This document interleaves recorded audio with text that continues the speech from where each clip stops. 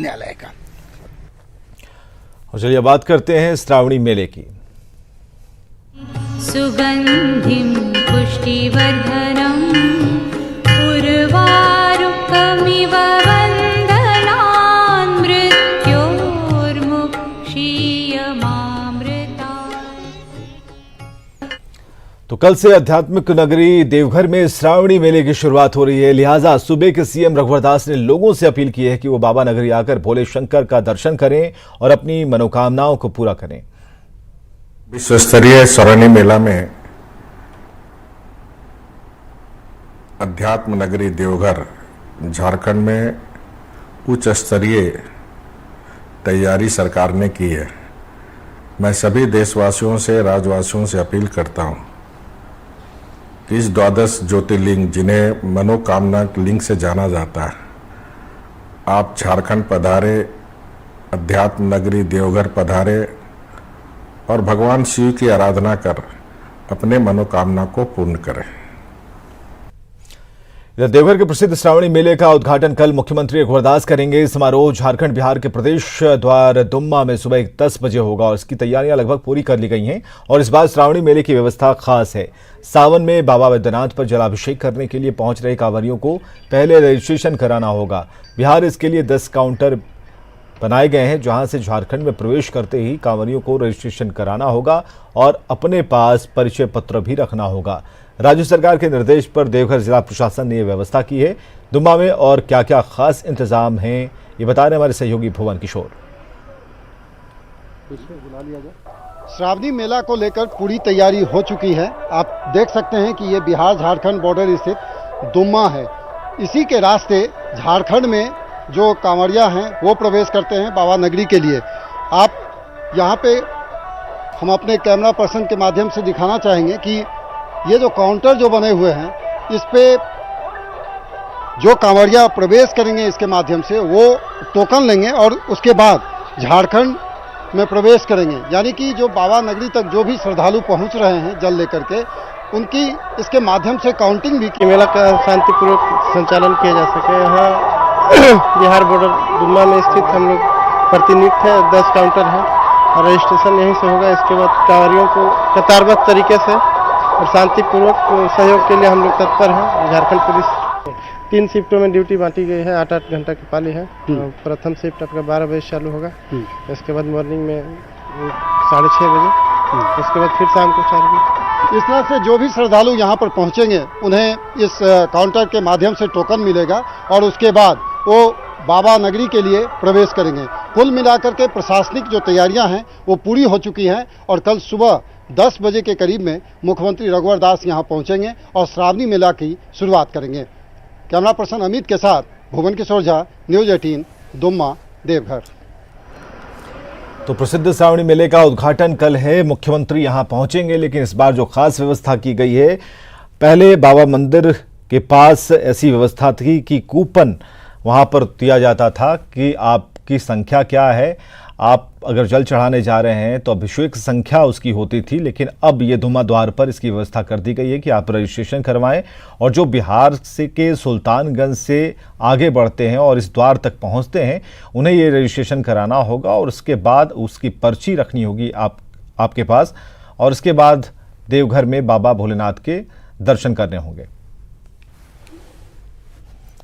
और चलिए भुवन है हमारे साथ। भुवन, जिन काउंटरों को आप दिखा पा रहे हैं, क्या व्यवस्थाएं होंगी? पहले की जो व्यवस्था थी उसमें एक छोटी सी पर्ची होती थी, कंप्यूटराइज पर्ची होती थी, उसे कांवरियों को दिया जाता था ताकि वो अपनी संख्या का पता लगा सके कि अगर आज वो अभिषेक करने वाले हैं तो उनका नंबर कितना है।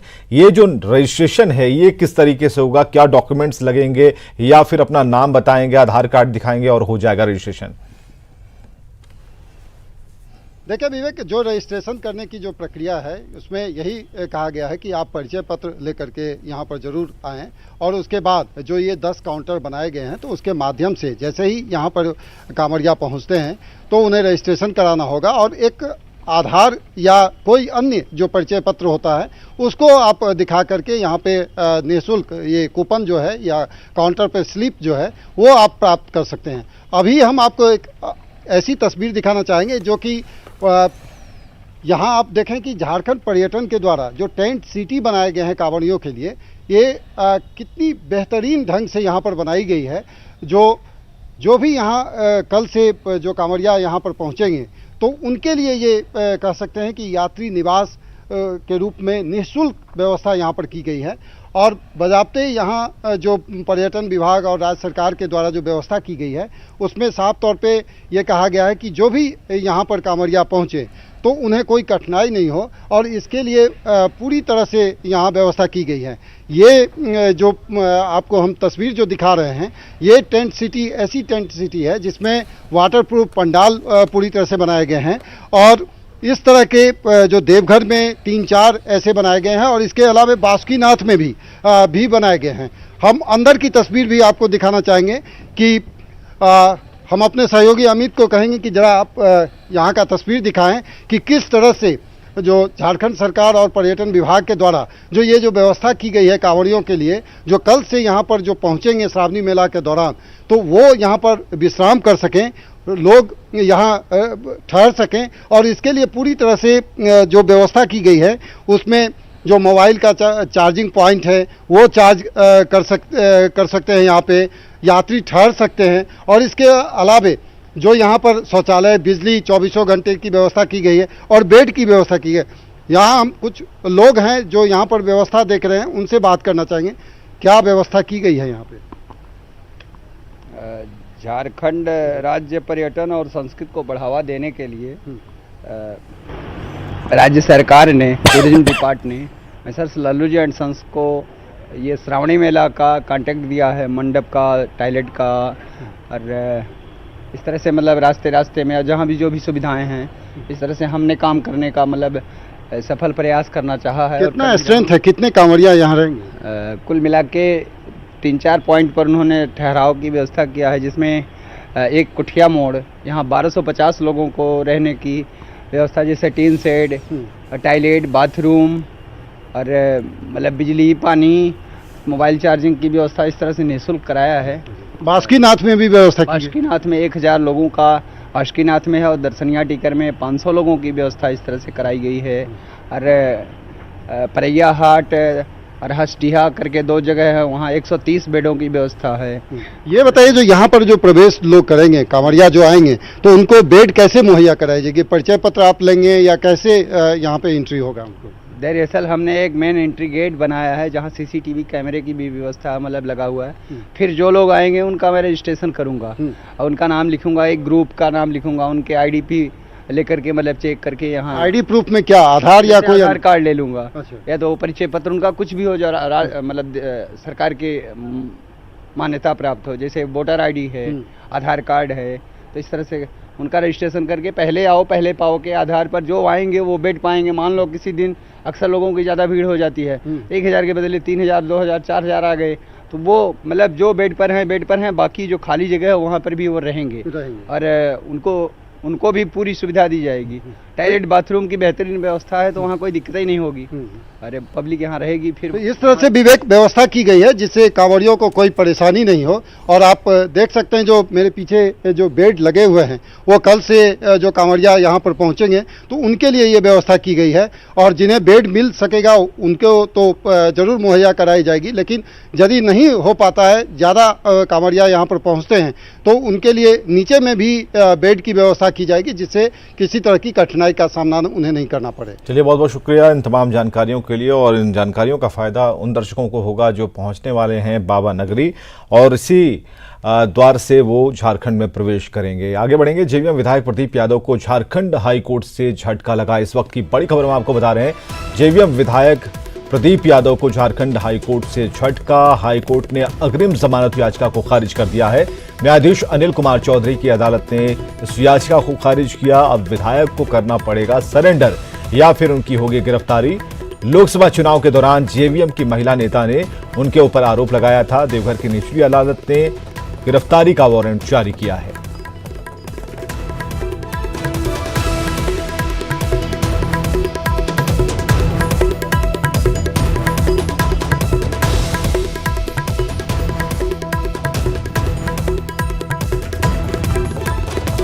नीरज है हमारे साथ, हमारे सहयोगी, उनसे बात करते हैं। नीरज, क्या अपडेट इस पूरे मामले में मिल पा रहे हैं, क्योंकि अब दो ही चीजें होंगी, या तो सरेंडर करेंगे प्रदीप यादव या फिर उनकी गिरफ्तारी होगी।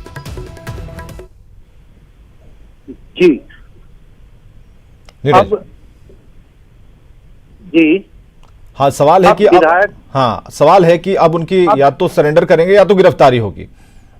जी, अब उनकी मुश्किलें बढ़ती हुई नजर आ रही है। अब उनके पास दो ही ऑप्शन है, या तो फिर सरेंडर करना होगा या तो फिर उन्हें गिरफ्तार किया जाएगा, क्योंकि देवघर की निचली अदालत ने आज से 20 दिन पूर्व ही उनके खिलाफ गिरफ्तारी वारंट जारी कर दिया, लेकिन अभी तक पुलिस उन्हें गिरफ्तार नहीं कर पाई है। उन्होंने अग्रिम जमानत याचिका झारखंड हाईकोर्ट में दायर किया था, जिस पर आज सुनवाई हुई, लेकिन कोर्ट ने भी उन्हें राहत देने से इनकार कर दिया। कोर्ट ने यह माना है कि वो जनप्रतिनिधि हैं और इस तरह से उनको नहीं करना चाहिए था, उनके